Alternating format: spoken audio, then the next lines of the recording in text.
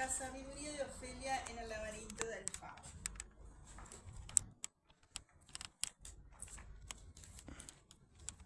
Voy a hablar un par de palabras de lo que es en general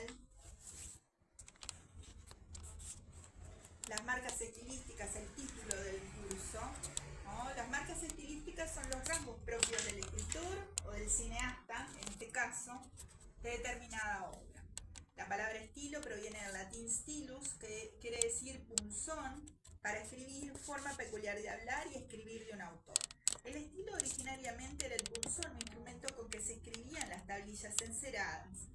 Ya en el bajo latín pasó a designar la habilidad en el manejo del pulsón y de la pluma. Posteriormente se utilizó para referirse a la destreza del manejo de la lengua. Esto es de acá el diccionario de términos literarios.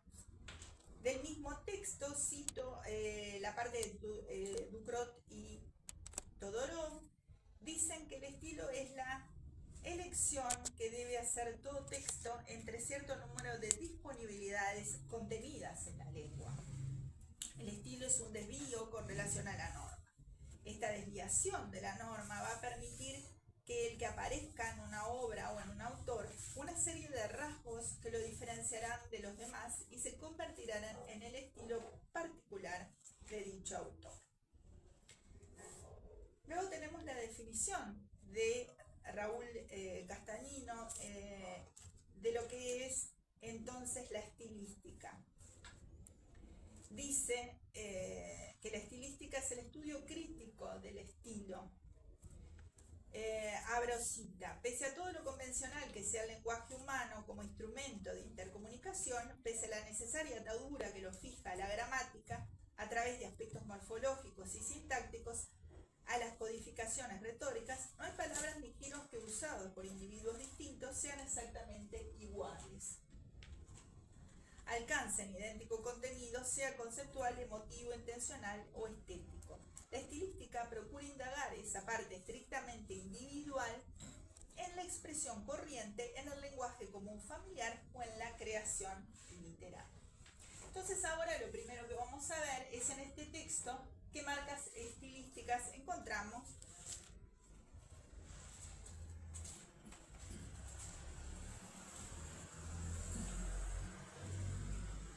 La investigación se dirige al análisis de la sabiduría de Ofelia en el laberinto del fauno de Guillermo del Toro. Esta película es del año 2006 y predomina el género fantástico. La idea es desentrañar las marcas estilísticas en la obra, destacando especialmente el rol del personaje Ofelia y su sabiduría dentro de las diferentes opciones que le presenta la trama. Lo femenino, la construcción cultural y lo actitudinal en torno al género son temas presentes en esta obra y se analizarán pormenorizadamente. Se mencionarán dentro del análisis prestigiosas estudiosas del género femenino como Sheila Benavides en Situating the Self y Judith Butler en Deshacer el género. Y también se empleará el texto de David Roas, Lo fantástico como desestabilización de lo real, elementos para una definición. Se analizarán diversos aspectos en relación con la conformación de esta obra cinematográfica fantástica que ya he mencionado. La constitución del personaje Ofelia propone una actitud distinta de la mujer con respecto al paradigma. La intervención de lo fantástico provoca la ruptura de lo real para permitir la asimilación de alternativas posibles, donde la fantasía permite transgredir los límites de lo posible y a la vez generar un personaje de proyecciones inusitadas. Desarrollo. La intervención de lo fantástico provoca la ruptura de la mímesis de lo real para permitir la asimilación de alternativas diversas, generando en el receptor de la obra un flujo PEGMA. Por sus siglas en inglés, PEGMA quiere decir perception, percepción, emotion, emoción, cognition, que es cognición, y motriz action o acción motriz. ¿Qué quiere decir esto? Este flujo PEGMA es lo que se genera cuando nosotros vemos cualquier audiovisual o inclusive cuando vemos juegos, y nosotros en el cine no tenemos la última parte que es la acción motriz, ¿no? Es decir, cuando nosotros en lo audiovisual ¿no? Y estamos, por ejemplo, en un jueguito, por ejemplo, el Rocket League, ¿no? Que es lo que jugamos con con mis hijos. Ustedes tienen un flujo que es la percepción, la emoción, la cognición y una acción que es justamente esa de mover, llegar a acertar con la pelota, llegar a realizar el gol, ¿no? Es decir, que en toda lo que es la parte de los juegos viene dada esa acción motriz. ¿Qué pasa en lo que es la parte de lo que es ya un audiovisual o en el cine, que no entra a jugar, no entra a tallar esa acción motriz, que nosotros no realizamos obviamente, pero sí pasa por dentro todo lo que vendría siendo este flujo PEGMA, ¿no? Dice, siguiendo a Torben Grodal en su artículo El flujo PEGMA, una teoría general de la experiencia en el cine, dice lo siguiente, abro cita: los sistemas emocionales del cerebro están ubicados en partes primitivas subcorticales del cerebro, especialmente la parte central baja del cerebro, llamada con frecuencia el sistema límbico o cerebro mamífero primitivo, y algunas partes adyacentes en el tallo dorsal de los reptiles, y áreas corticales al frente del sistema límbico. Aquí encontramos los centros del miedo y de las necesidades sexuales, entre otros, y los centros que conectan las etiquetas emocionales con experiencias cuando son almacenadas en la memoria de largo plazo, cuando los recuerdos son recuperados o cuando son comparados con experiencias presentes. Los procesos emocionales y perceptuales están por lo tanto interconectados cuando vemos las películas. Cierro la cita. Esta cita implica la interrelación entre los procesos emocionales y perceptuales con la contemplación de los audiovisuales y el cine. Significa que ante la contemplación de determinadas imágenes o al escuchar cierta música o sonidos, se produciría una percepción que interconecta con las experiencias anteriores del individuo. Esta circunstancia es la que se relaciona estrechamente con la subjetividad de cada persona. Subjetividad es lo que cada uno piensa o siente sobre una cosa. ¿No les ha pasado muchas veces que van al cine y a uno de los que va le encanta y a otro es no? ¿Por qué? ¿Por qué es eso? Porque los gustos son subjetivos. Ahí está, ¿no? Como uno percibe el entorno o lo que está viendo en este caso es susceptivo de acuerdo también a sus propias experiencias y su propio desarrollo emocional y cognitivo también. Ahí está. Depende de cada uno. Depende de cada uno. Hay cosas que no nos gustan porque no sé, porque hay algo de nuestra experiencia que hace que eso sea, no sé, negativo, que tenga o negativo, o al contrario, diferencias. o súper positivo, y por eso hay estas diferencias en lo subjetivo. Y sobre todo entonces cuando vemos un filme, es lo que percibimos, ¿no? Subjetividad es lo que cada uno piensa o siente sobre la cosa, lo subjetivo es lo que proviene de cada individuo, que significa una singular y propia forma de sentir de las cosas que vive o que te contempla un individuo. Por lo mismo, cada uno recibe diferente impacto al ver una película. Lo singular y propio de cada ser es lo subjetivo y es por consiguiente por lo que a veces gusta a alguien una película y para otro es desagradable. Desde el punto de vista de la mímesis de la realidad de la película, mímesis, recuerdan que era la representación de la acción en la película, la más absoluta desolación por parte de la niña al llegar a esa casa nueva en un lugar en medio del bosque, donde su madre embarazada se siente descompuesta. Su padrastro es el personaje despiadado, Capitán Vidal.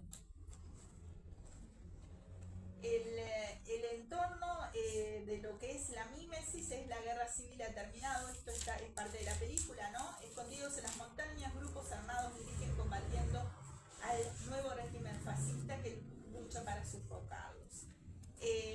Entonces, hay un entorno que vamos a tener, lo que es la mímesis o representación, ¿sí? Decime. Lo que había visto que quería una reflexión de debatir esa realidad de esa época, Ahí está. que En parte que que construye ese mundo fantástico. en partes. Digamos. Ahí está. Ahí está. Es eso y es mucho más, ¿no? Claro. Pero es eso también, ¿no es cierto? Es decir, esa realidad entonces la vamos a llamar un primer nivel de ficción. Y va a haber otro nivel de ficción, que es el nivel de ficción donde la niña, vamos a ver que va a hacer varias acciones, pero ¿qué va a pasar? A diferencia de la segunda película que yo les voy a hablar, estos niveles de ficción no se van a tocar. La única que toca este nivel de ficción, el primario con el secundario, es la niña. ¿Ah?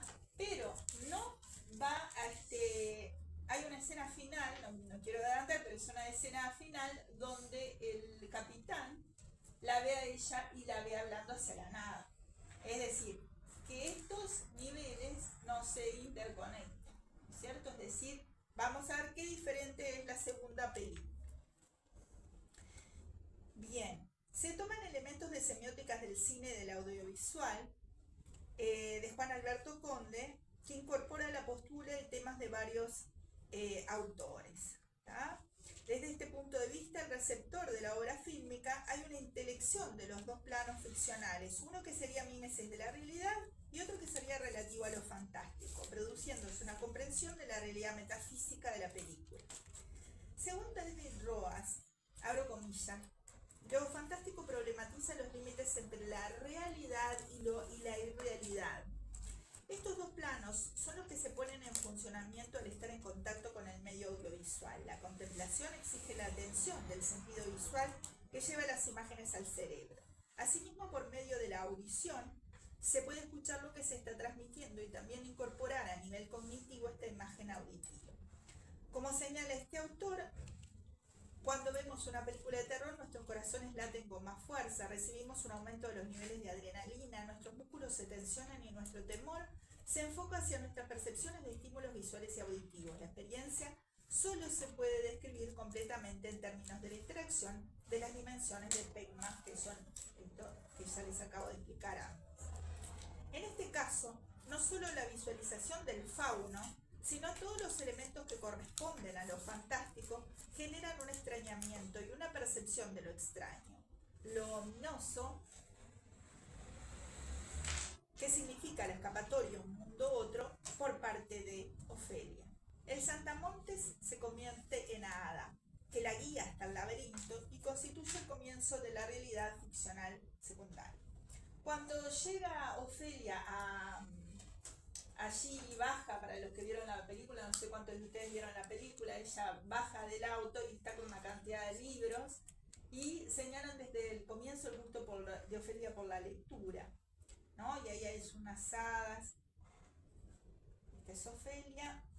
La visualización del saltamontes es lo primero que ella tiene al poner este ojo que se le cayó, es una piedra, parte de la escultura que se le cae, y ella lo coloca allí y sale el saltamontes que luego posteriormente se convertirá en hada.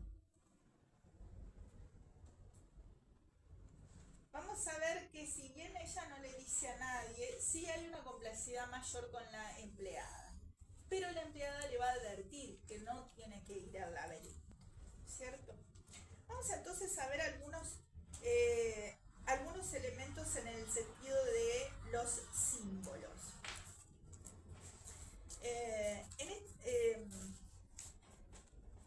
Bien. Una pregunta. Sí. El ojo ese que ella que pone, ¿no? ¿Simboliza algo esa piedra, digamos? El ojo siempre está relacionado a lo que se ve más allá, a lo que trasciende los límites. Ella vas a ver que ahora voy a decir, ella va a ir por una serie de elementos iniciáticos a través de esas pruebas que va a tener, y esa es la primera vez que lo visualiza, ¿no? El saltamontes que posteriormente se convierte en hada. Ella va a ir por el laberinto y la visualización primera del fauno va a ser en el laberinto. Y no solo el fauno, sino todos los elementos que corresponden a lo fantástico generan un extrañamiento y una percepción de lo extraño. El saltamontes que se convierte en hada y la guía hasta el laberinto constituye el comienzo de esa realidad ficcional secundaria, ¿no? La definición de la palabra símbolo. Vamos a ver una cantidad de símbolos y es muy importante lo que es esta obra en el sentido simbólico en relación con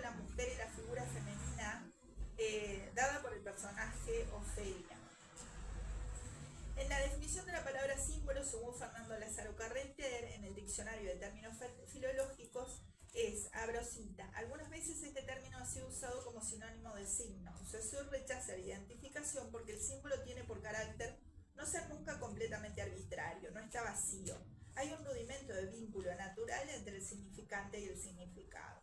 El símbolo de justicia, la balanza, no podría reemplazarse por otro objeto cualquiera, un carro, por ejemplo.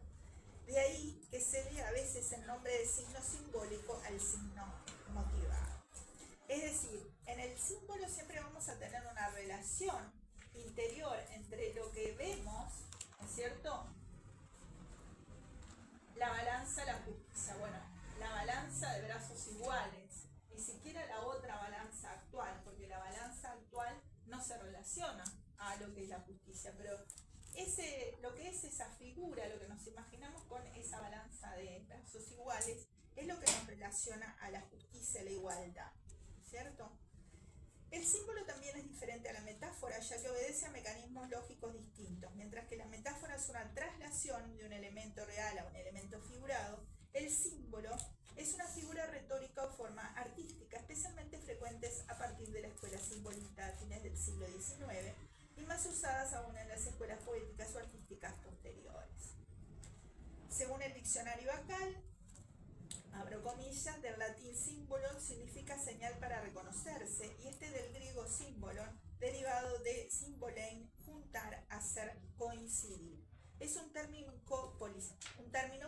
polisémico, es decir, que tiene varios contenidos semánticos, que se emplea en diversas ramas del saber humano, lógica, matemática, semiótica, teología, bellas artes, etc.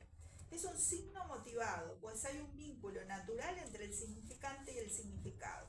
Está formado por dos elementos, el sensorial, que es la representación mental de un objeto, balanza, círculo, y el intelectual, que es la asociación o connotación que se da de un elemento sensible, justicia, perfección. Símbolo y metáfora se diferencian en que el primero presenta un carácter insistente y repetitivo. Abro comillas, el símbolo mantiene presente el plano real, hace que éste sugiera otro significado con un valor objetivo permanente, incorporado, según Díaz Bosque, la idea de cualidad que sugiere con su propio significado la idea o cualidad que sugiere. El mecanismo lógico que lleva a comprender el símbolo es diferente a la metáfora, ya que en el mismo hay una relación estrecha entre su significante y el significado, que lleva a asociar una idea a su significado. Bien. Por ejemplo, si vemos un caballo con las crines al viento, ¿con qué está identificado? Lo de nuestro escudo, por ejemplo. Con la libertad. Ahí está, la libertad. ¿Por qué? Porque está corriendo, supongo que Ahí libre. está, ¿no? Y además está asociado a qué cosa. Por algo está en el escudo. Como fuerza. Y a las distintas batallas. A las batallas con las que se consiguió la libertad, ¿cierto? Es decir, que está asociado a todo un contenido semántico relacionado también con lo que fue la independencia, ¿no? Por eso está en el escudo y por eso simboliza la libertad. Es decir, ahí tenemos el significante caballo, el significado la libertad, ¿no? Quizá haya un animal más libre que él, ¿no? Los delfines en el agua, ¿quién dice que no son más libres? Pero asociamos a eso porque está cerca, ¿no? A ese caballo porque está cerca, es algo con que se logró la independencia. Así que el símbolo tiene dos partes, un significante y un significado. El símbolo es lo que representa otra cosa en virtud de una correspondencia analógica. Bien.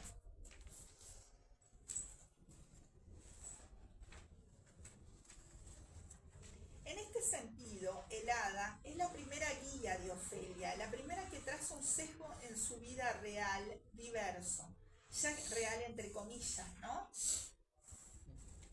Correspondiente a la primera realidad ficcional, ya que ella la reconoce en el saltamontes enseñándole un dibujo de un hada, y este se convierte en un hada.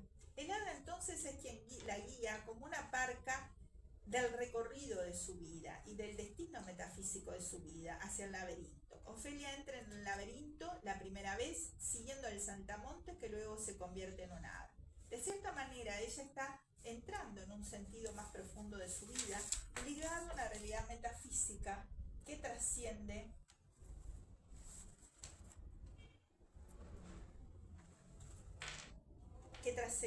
el primer nivel ficcional.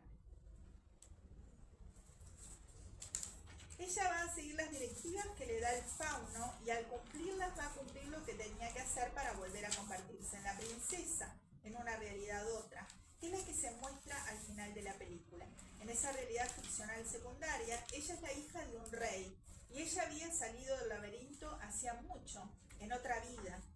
Supuestamente el padre había creado, el padre original, habría creado esa realidad en la que ella muere y volvería a estar con su familia original. La experiencia audiovisual que se tiene en ese momento, entonces, influye en nuestro sistema emocional y psíquico, incidiendo en nuestras emociones. Se ha producido una introspección de este audiovisual. La interacción implica una introyección de lo que se está oyendo y visualizando, incidiendo definitivamente en las emociones, creando inclusive efectos como la sudoración, tensión muscular, movimientos inconscientes. La incorporación de esa hada en el recorrido de la comprensión fílmica no tiene cuestionamientos, puesto que el receptor contempla la película predispuesto a ver una realidad ajena a la existencia histórica temporal que vive, ¿no? Es decir, nosotros, es como cuando leemos, nosotros estamos predispuestos ya a leer, bueno, en Peter Pan, bueno, nadie se cuestiona, ¿por qué vuela el hada? ¿No? ¿Por qué? Porque hay impacto ficcional previo cuando vos vas a acceder a una obra, texto o film, ya sabés de qué va, ¿no? De qué trata, cuál es el tema o la temática que va a tocar. Aunque no lo supieras, ¿no? Aunque no lo supieras. Pero sabés que es algo que no estás viendo un libro de historia o un hecho histórico basado en hechos reales, quiero decir. Ahí te permite... El lector con el autor, exacto. Es un trato implícito en el que vos vas a ver otra cosa, no vas a ver la historia real. Sí, claro. Te muestra, no lo que vos Si querés. no, te vas a ver, ahí está, otra cosa, y por eso entras en ese pacto. Es una verosimilitud, esa idea de que lo que estoy viendo puede ocurrir en ese contexto. Ahí está, ¿no? Ahí está, ¿no? Es decir, existen según ciertos parámetros, ¿no? Porque justamente, la película se va armando y vos vas entrando en ese, ¿no? El saltamontes, en hada, el hada que lo Está lleva conectado con lo que al vos decías, laberinto. de si uno va al cine, hay gente que no hace ese pacto y entonces dice, no me gustó, y hay gente que sí entra dentro de ese pacto y se siente atrapado. Lo que vio. ¿No? Es decir, que es algo implícito, que en realidad lo sabemos desde que somos chicos, ¿no? Porque ni los chicos más chicos cuestionan, pero no lo cuestionan no porque no entiendan, sino hablo de un chico inteligente, no lo cuestiona porque en definitiva ya entendió el pacto, ¿no? Es decir, ya entendió que eso es una historia ficticia, que eso no tiene que ver con la realidad, ¿no? Es decir, todo eso es lo que entonces nosotros tenemos a través también de esa producción de PECMA, ¿no? Que surge esa activación en el cerebro de la comprensión de los relatos o narraciones que se está presentando, que constituyen una unidad de sentido con una influencia en las percepciones de la realidad. ¿Tá?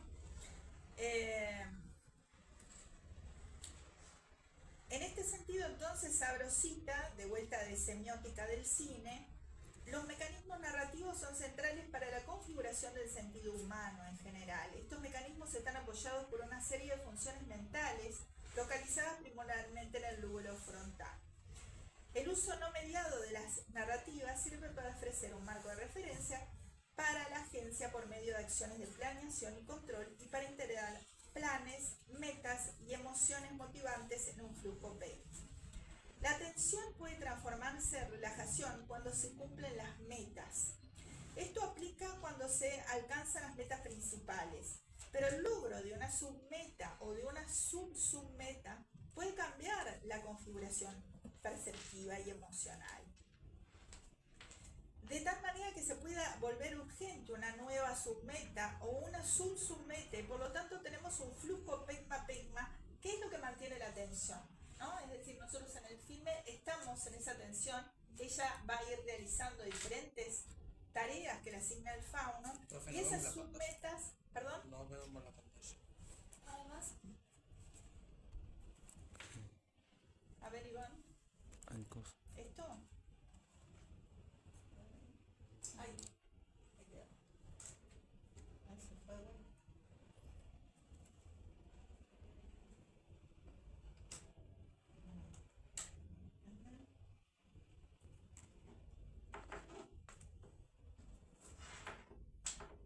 A ver, Iván. Ah, ahí. ¿Eh? Déjalo quieto. Ahí se fue. No lo toque. Ahí va. Bien. Yo iba a decir que esas metas que tiene Ofelia, que son puestas por el fauno, que cada vez es una progresión de hechos que hace que sean un poco más peligrosos, porque luego llega a pedirle incluso que le entregue el bebé, que era de su madre. Ay, Entonces, digo, es como que va progresando el terror y el miedo y todo. ahí está, ¿no? En las películas entonces, la percepción de las actividades en la pantalla da la situación a la simulación del flujo del espectador, incluso a pesar de que el flujo en ese mundo diegético o narracional puede iniciarse en el interior de la mente del protagonista.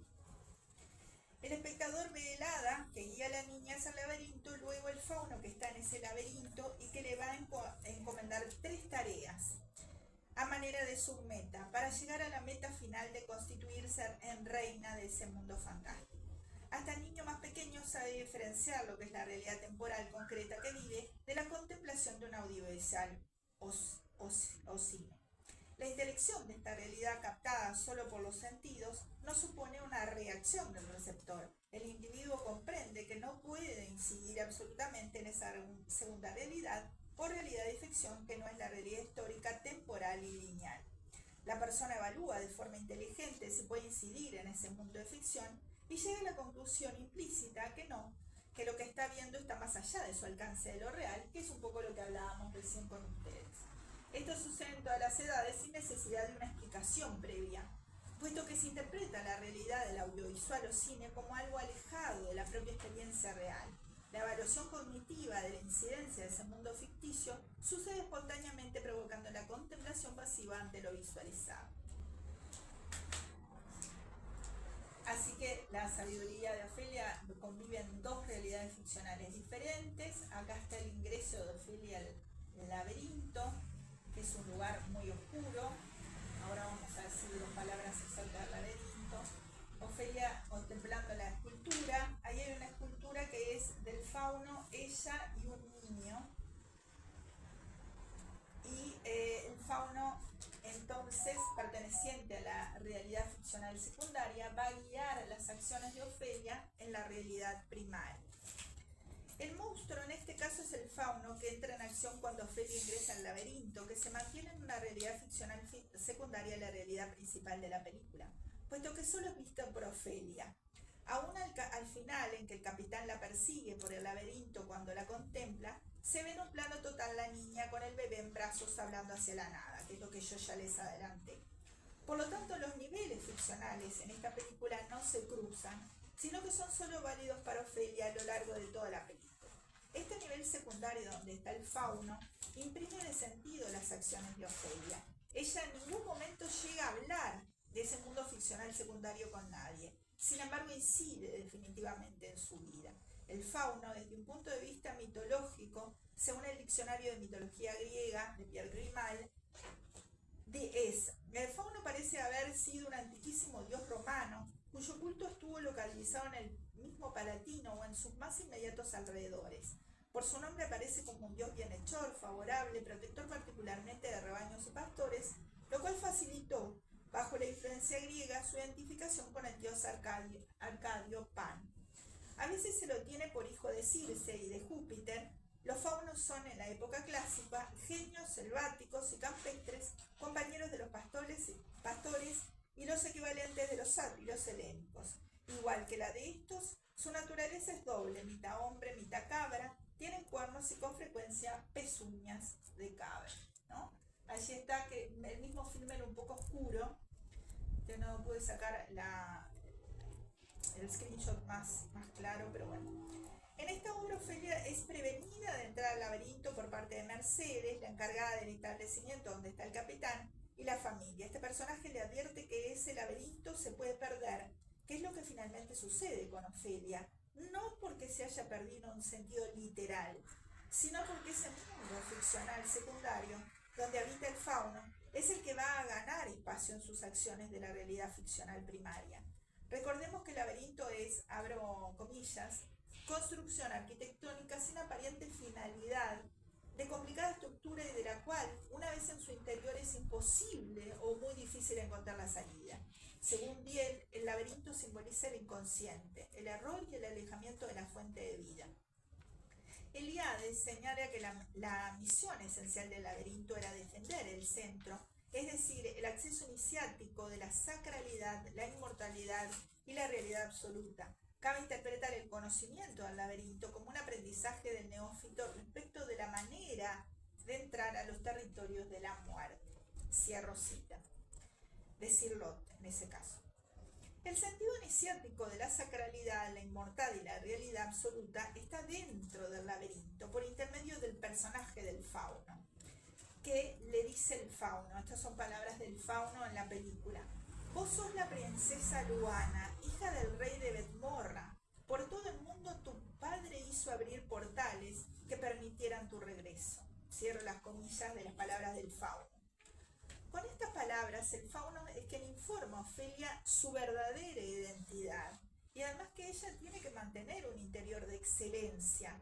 Le dice, debemos asegurarnos que tu esencia no se ha perdido. Cierro comillas de lo que le dice el fauno. El fauno le da el libro de las encrucijadas. ¿Ah? Este es el libro del fauno que no tiene nada, ¿no? Las hojas están en blanco. Y se van a ir dibujando las letras y las acciones cada vez que Ofelia lo abra. La presencia del libro se asocia a la sabiduría. En este sentido, la sabiduría de Ofelia se relaciona con una intelección de su ser en una perspectiva metafísica que no sigue su construcción cultural primaria, sino que se dirige a un alejamiento de lo que es esperando de un personaje con un comportamiento actitudinal ligado a la norma. Sheila Ben-Aviv, en Situating the South, determina la esencia de la mujer en relación con la filosofía hegeliana, el ser con sus determinaciones pero sin la conciencia de sí mismo como opuesto al ser en sí. Judith Butler, en Deshacer el género, se refiere a lo que significan las imposiciones por parte de la construcción cultural femenina. La sabiduría de Ofelia está ligada a un ser en sí, puesto que busca en su interior y vive esa realidad ficcional secundaria en un sentido trascendente que impregna de la realidad ficcional primaria. Su actitud es la de una mujer sujeto, ya que desempeña las acciones siendo fiel a sí misma de una manera inteligente y sabia. Siguiendo a Judith Butler en los fundamentos contingentes del feminismo y la cuestión del posmodernismo, señala la relación entre el sujeto y el poder y la resignificación permanente de uno en relación al otro, y afirma que el sujeto, abro comillas, es totalmente político, tal vez el más político al punto en que se afirma que es anterior a la política misma. Cierra comillas. En el caso de Ofelia se maneja con la libertad propia de un sujeto inteligente, ajeno al paradigma. Ella es la que abre el libro, ella es la que transforma el blanco de la nada, de las páginas en letras y dibujos, que son los significantes de significados profundos.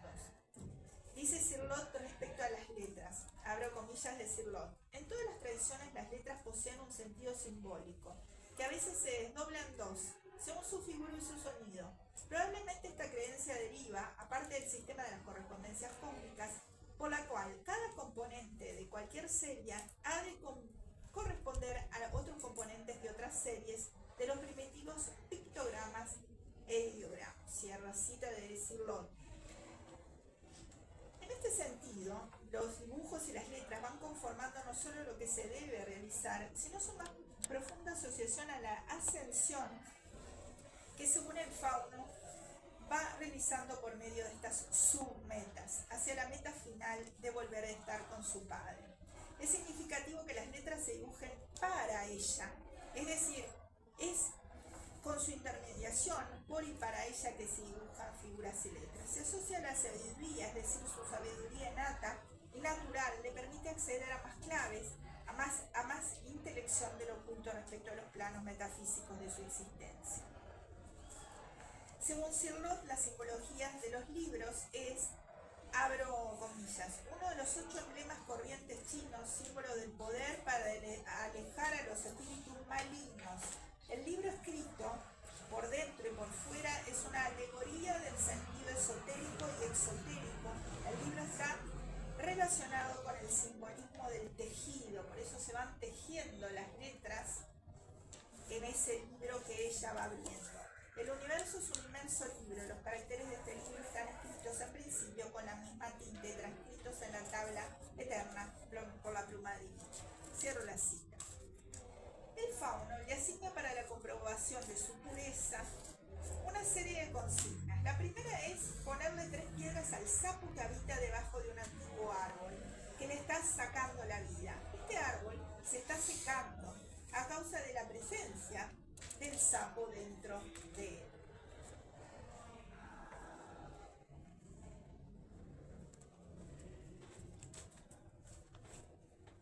La entrada del árbol y el desafío de sacarle las piedras al sapo gigante. Ella va a un bosque, ella estaba preparada, ya bañada, vestida, preciosa. La madre le había dicho que parecía una princesa. Ella se saca el vestido y queda con una especie de viso, que era una ropa interior antigua que se usaba por debajo del vestido. Y ella no entra con el vestido, pero justo empieza a llover, se le cae el vestido y se le enchasta todo el vestido para la salida. Ella entra entonces con esos zapatos de charol y todo, y fíjense el sentido del bosque, el sentido simbólico del bosque. El bosque, abro cita de Cirlot, su complejidad redunda en diversos planos del significado, que parecen todos ellos corresponder al principio materno y femenino, como lugar donde florece abundante la vida vegetal. No dominada ni cultivada y que oculta la luz del sol, resulta potencia contrapuesta a la de este y simboliza a la tierra. Y también el símbolo del árbol, que es uno de los símbolos esenciales de la tradición. Algunos pueblos eligen al árbol determinado como si concentrase las cualidades genéricas de un modo insuperable. El árbol representa en el sentido más amplio la vida del cosmos, su densidad, el crecimiento, proliferación, generación y regeneración. Como vida inagotable equivale a inmortalidad. El simbolismo derivado de su forma vertical transforma su centro-eje, tratándose de una imagen verticalizante, pues el árbol recto conduce una vida subterránea hasta el cielo, existiendo una relación entre 3 mundos: inferior, infernal, central, terrestre o de manifestación superior. Ofelia, en esa realidad ficcional primaria, estaba recién bañada y vestida con un precioso vestido, verde oscuro, como les acabo de decir, y zapatillos de charol. Había una cena importante en la casa y ella tenía que estar como una princesa. Ofelia se va del compromiso de la cena y no tiene ningún problema o reparo entrar por un agujero del antiguo árbol y entrar a encontrar al sapo gigante a ponerle las 3 piedras. Solo así el árbol volverá a florecer, le había dicho el fauno. El propio nombre, Ofelia, según el diccionario onomatológico, significa la que socorre. Vendría a darle sentido a esta acción de salvación de la vida del árbol. Iván, ya tengo que cambiar de canción. El sapo también tiene una simbología especial. Es el aspecto